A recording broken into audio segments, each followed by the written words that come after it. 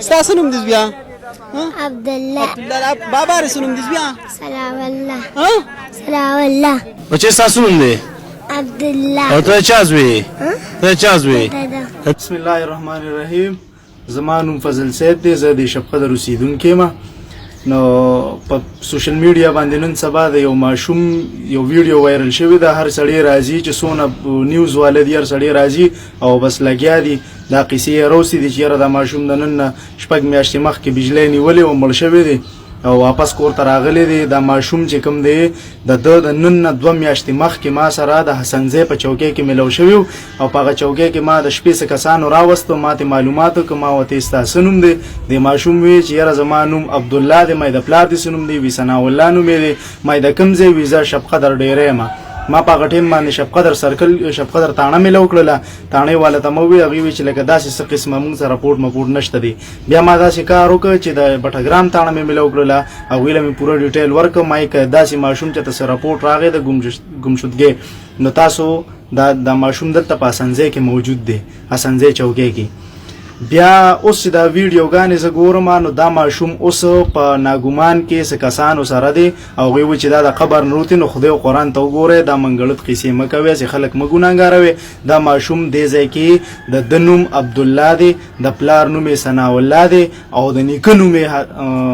دغه دی دا حکیم صاحب په حکیم باندې مشهور دی دا عارف احمدزی ام پی ای چې کوم دی ام پی ای عارف احمدزی دا هغه اجرې ته مخامخ د دوی کور دی او مهرباني وکړئ دا اسیزان هم ګناهګاروي او خلک هم ګناهګاروي نو دغه راځم د دې ملګري طرف ته چې یاره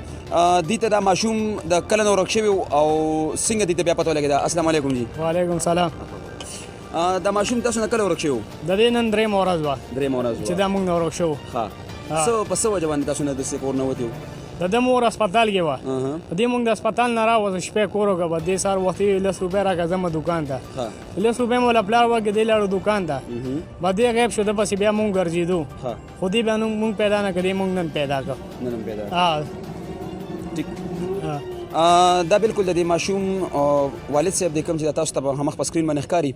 د کوم کس سره چې و دغه نه هم زه خبرې اخلم تاسو دې خبره جوړ شئ تاسو ماته ماشوم تاسو ته څنګه راغلی و ماشوم لکه د ماسپښین له پس رانوتی په کور باندې که نه لکه په خپله راغلی کور ته چې راغی نو بس ما خدای ما ورته وویل ماشوم ته څوک یې زما څوک نشته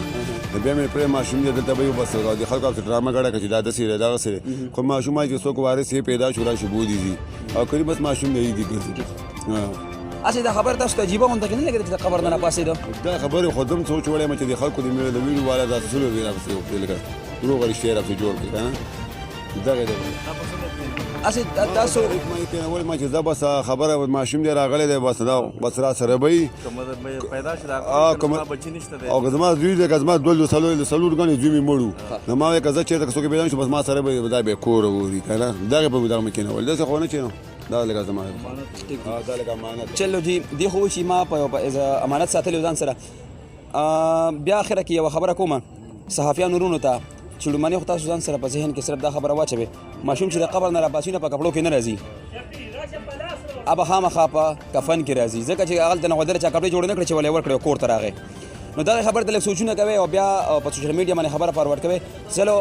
دا شکر دی چې خپل وارث یې میلو شو دا فلم چې کوم و په دې ځای کې ختم شو یعنې خدای خبر چې دا خبره به کوم ځای ته رسېده په ټول کې اجازت غواړي کرم الله صدیقي ناګومان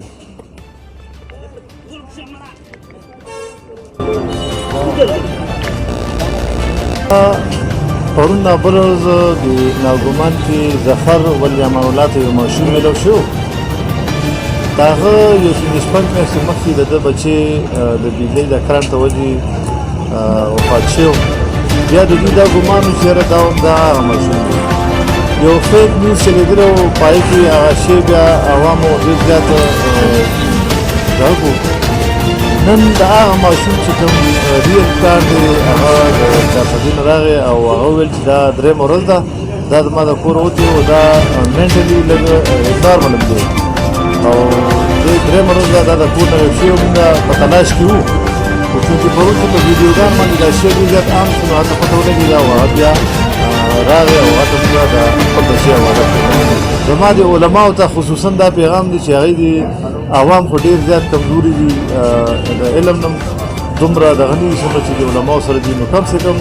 علما دې دا کوشش کوي چې عوامو د ګمراهۍ داسې خبرې دې نه کوي لکه پرون کې دې کې د علماو څه کردار راغلی و نو کم څه کم چې داسې خبرې لږ نه وي نو ښه به او عوام خو نه پوهېږي نو علماو ته دا پیغام دی زما طرفه کم څه کم داسې خبرې نه کوي لکه پرون کې په میډیا باندې هغوی څنګه خبر چلولی او خپل ماشوم خپل پلار ته حواله شو